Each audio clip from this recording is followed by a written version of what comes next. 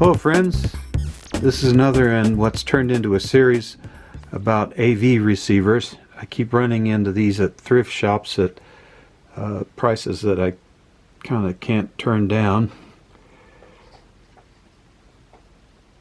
This one is a Sony, let's see,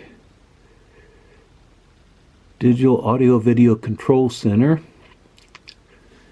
And the model number here is STR-DH520. So I got what you see here as a package. That's my little friend. Got him from McDonald's. This was $39.99 for the package.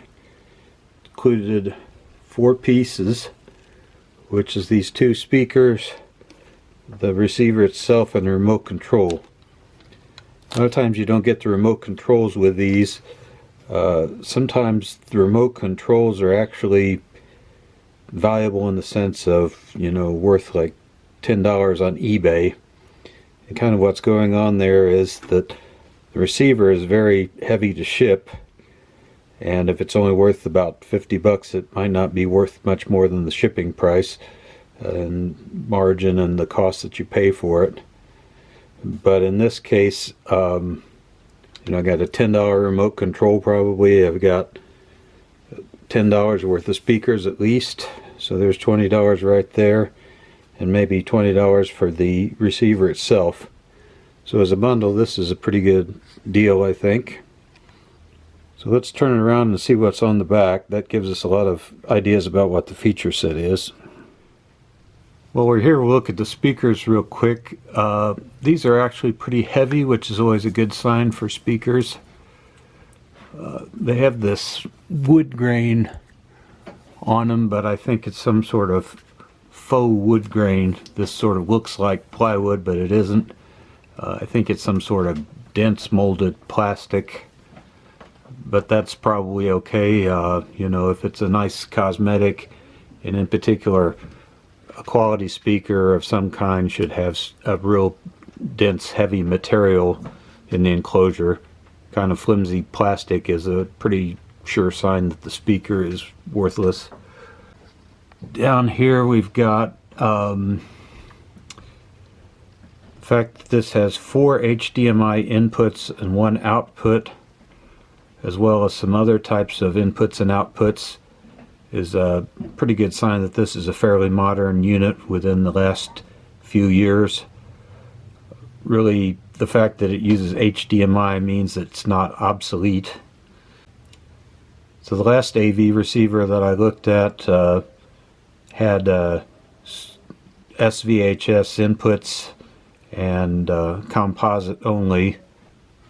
This one really supports everything you could possibly want as far as video goes, both old and new. There's composite video here, which is the yellow. There's component video. This doesn't have support for S video, but that's not of any interest anymore. That format only lasted maybe a couple of years, and there's really no selling point for it anymore, except some sort of vintage interest. We've got optical, and this is a 7-channel receiver.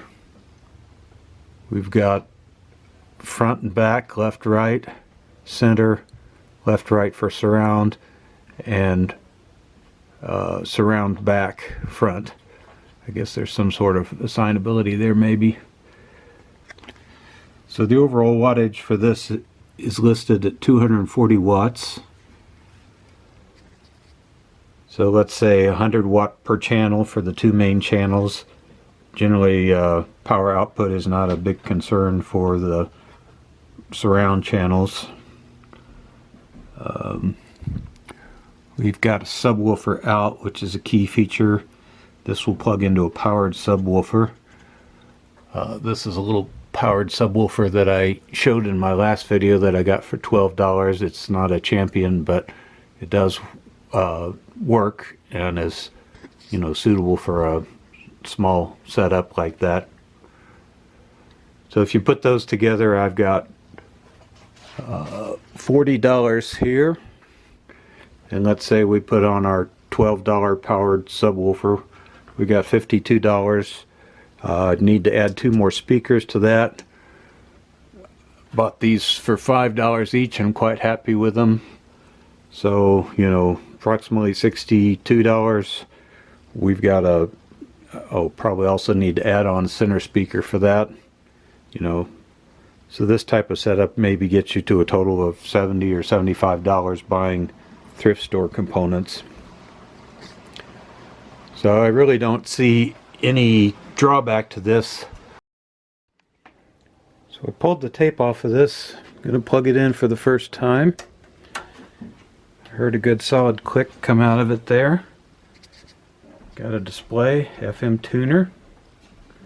Guess I'll just turn it off and on here. Okay, that's a good sign. No smoke. Run the volume knob. That looks good. So my experience with these has been that people give them to thrift stores probably because they replace them with something newer or more modern. Not that there's necessarily anything wrong with them. So you're taking a chance in a lot of cases, but you know, some thrift stores offer guarantees for items like this. You know, bring it back in 3 days if it doesn't work. Also, you stand a pretty good chance of getting something that works right off the shelf, mainly because people just plain don't want them anymore.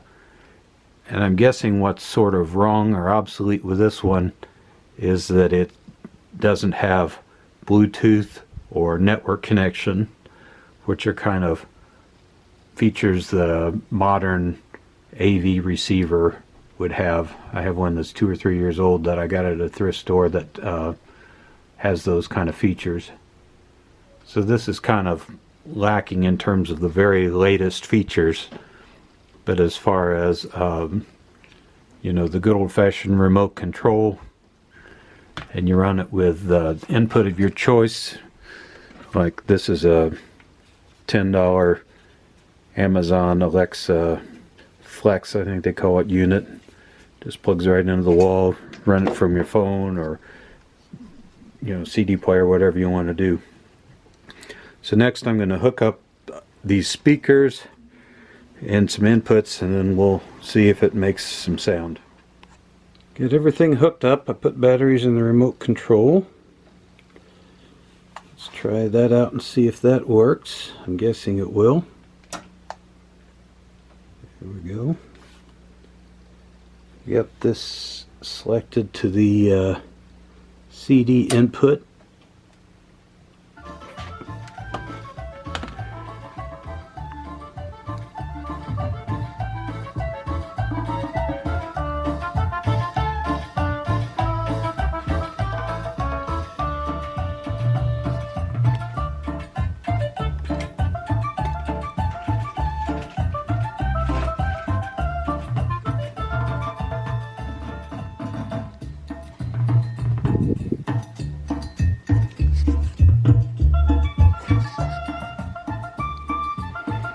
I'm going to turn off the subwoofer just to see what that sounds like.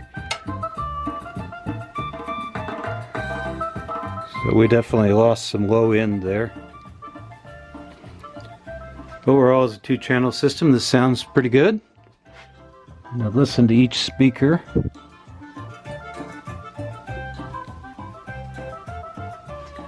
Both speakers are working fine.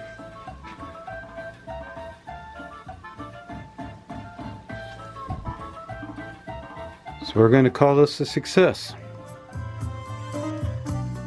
So that ends our tour of this Sony AV receiver model STR-DH520 with this little sharper image subwoofer attached and 2 Sony speakers that came with it. Hope you enjoyed the video. If so, please consider giving me a thumbs up and subscribing to the channel. Thanks, and bye-bye.